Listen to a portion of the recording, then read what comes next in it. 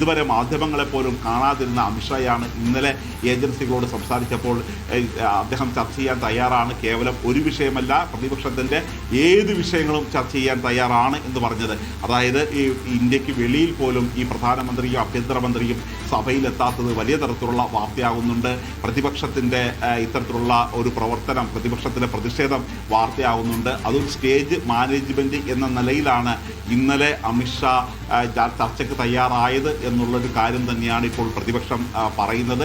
അതുകൊണ്ട് തന്നെയാണ് ഈ നാടകത്തിന് നിന്ന് കൊടുക്കേണ്ട എന്ന തരത്തിൽ അവർ സഭയിൽ നിന്ന് വിട്ടുപോകുന്നു എന്ന് പറയുന്നത്.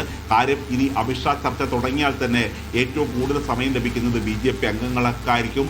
അവർ സംസാരിച്ചു തുടങ്ങിയാൽ ആദ്യം കുറ്റം പറയുന്നത് നെഹ്റുവിനെ ആയിരിക്കും. അങ്ങനെയുള്ള ഒരു ക്ലാസ് ഡി ധനസുമതാണ് വിവരങ്ങൾ നൽകിയത്. ഇന്ന് പാർലമെന്റ് മഴക്കാല സമ്മേളനം അവസാനിച്ചു.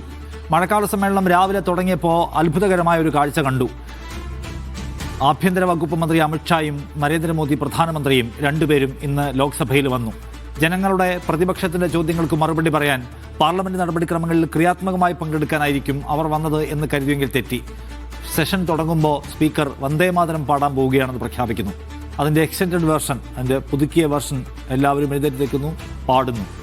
അതിനുശേഷം പ്രതിപക്ഷം അവരുടെ കാര്യം പറയാൻ ശ്രമിക്കുമ്പോൾ സഭാ നടപടികൾ മഴക്കാല സമ്മേളനം തന്നെ പിരിച്ചുവിട്ടതായി സ്പീക്കർ ഓം ബിർള പ്രഖ്യാപിക്കുന്നു. പരിപാടി കഴിയുന്നു.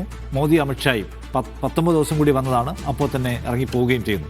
ചോദ്യം ഇതാണ്: ജന്തർ മന്ദറിൽ സമരം ചെയ്ത കുട്ടികൾ, നരേന്ദ്രമോദി ഫ്രണ്ട്സ് എന്ന് വിളിച്ച് സ്നേഹത്തോടെ ചേർത്ത് നിർത്താൻ ശ്രമിക്കുന്ന കുട്ടികൾ, RSSന്റെ ചീഫ് മോഹൻ ഭാഗവത് അവർ നമ്മുടെ കുഞ്ഞുങ്ങളാണ് എന്ന് പറഞ്ഞ് ചേർത്ത് നിർത്താൻ ശ്രമിക്കുന്ന കുഞ്ഞുങ്ങൾ, അവരുടെ നെഞ്ചിന് നേരെ പെല്ലറ്റ് ഗൺ പ്രയോഗിക്കാനുള്ള ഉത്തരവ് കൊടുത്തത് ആരാണ്?